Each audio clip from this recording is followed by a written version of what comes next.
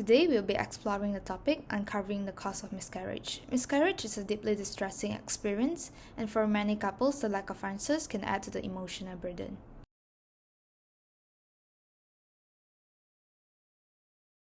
To begin, let me introduce a case scenario. Kathy, a 35-year-old woman, has just found out she's pregnant, but instead of joy, she feels anxious.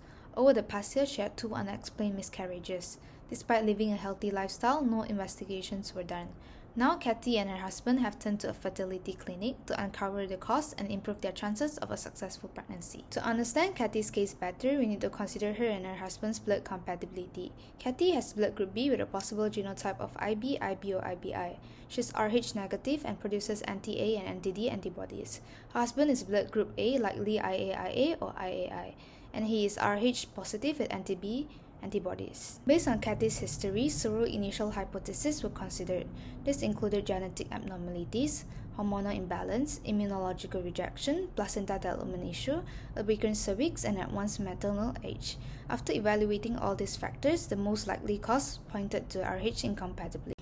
Let's talk about Rh incompatibility and immune response initiation.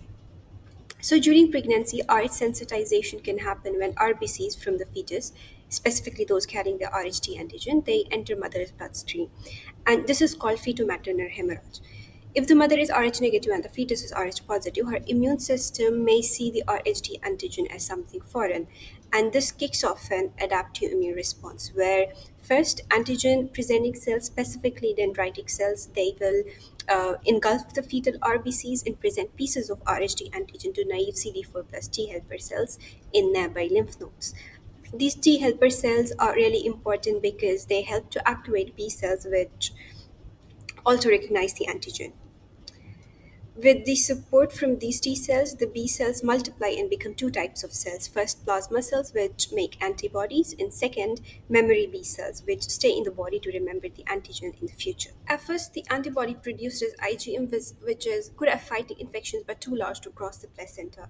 Eventually, the body switches to producing IgG, which is smaller and can cross the placenta. Now, here's the critical part. The first Rh positive pregnancy, it is usually unaffected because this immune response takes time and is mostly IgM based.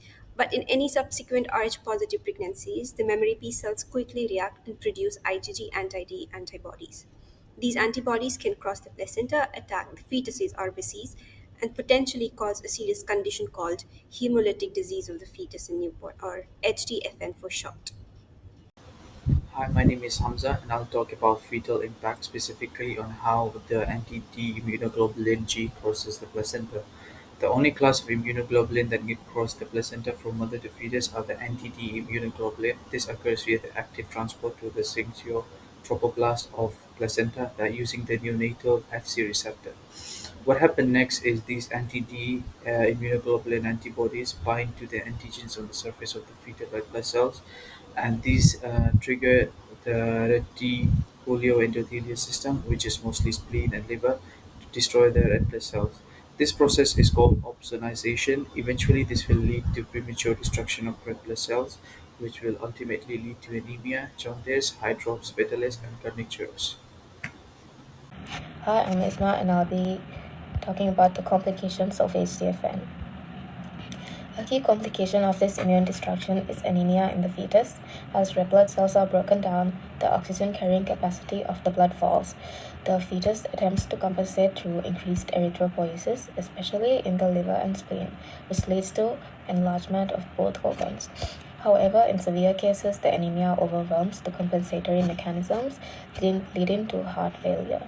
The failing heart cannot efficiently pump blood, causing fluid to accumulate in fetal tissues and body cavities, a condition known as immune hydrops fetalis. Hydrops is recognized on prenatal imaging through signs such as skin edema, pericardial and pleural effusions, ascites, placentomegaly, and polyhydramnios. The enlargement of the spleen and the liver, as mentioned before, contributes to abdominal distension and worsens the fluid imbalance. The enlarged liver is also a result of both increased blood cell production and passive congestion due to heart failure. Hi, my name is Cheryl, and I'll be talking about the treatment of Rhesus disease in babies. In some cases, early delivery may be recommended either by induction or C-section, so that treatment can begin right after birth. One common postnatal treatment is phototherapy, where the baby is placed under special lights with their eyes protected. The light helps break down excess bilirubin, allowing it to be excreted more easily by the liver. Intravenous immunoglobulin is often used alongside phototherapy. It works by blocking the breakdown of red blood cells by maternal antibodies. In more severe cases, a blood transfusion may be needed. This can be done after birth or even before birth through an intrauterine transfusion to replace damaged red cells and remove excess bilirubin and antibodies. Now let's talk about how to prevent rhesus sensitization. The first step is to determine the rhesus status of the mother. If the mother is rhesus positive, no further action is needed. But if she is rhesus negative, regular antibody screening and titers is done to check for sensitization. If sensitization has already occurred, the fetus rhesus status should be assessed, and if fetal anemia develops, treatment with intrauterine transfusion may be necessary. To prevent sensitization in the first place, raw D immunoglobulin is given. It contains passive anti-D antibodies that block the mother's immune system from making her own antibodies. There are two types: routine prevention, given at set times during pregnancy and after birth, and event-based prevention, given after events like bleeding or trauma that might expose the mother to fetal blood. Aside from physical health, it's important to remember that maternal mental health matters too. Around 1 in 5 women face mental health challenges during or after pregnancy, not just feeling down but experiencing real emotional struggles. Coping strategies include seeking professional support, joining support groups, and practicing self-care through rest, mindfulness, and healthy habits. Addressing mental health early can make a big difference for both mother and baby. So to wrap all up, Rh incompatibility happens when an Rh negative mother develops antibodies against her baby's Rh positive RBCs. These antibodies can cross the placenta and destroy the baby's RBCs, which leads to serious conditions like anemia, jaundice, or even heart failure before birth. But the good thing is early detection, treatments like intrauterine transfusion or postnatal care such as phototherapy and exchange transfusion, they can really help improve outcomes and prevent long-term complications. So this was all from us, Group 5. We hope you have a better understanding of Rh incompatibility. Thanks for watching.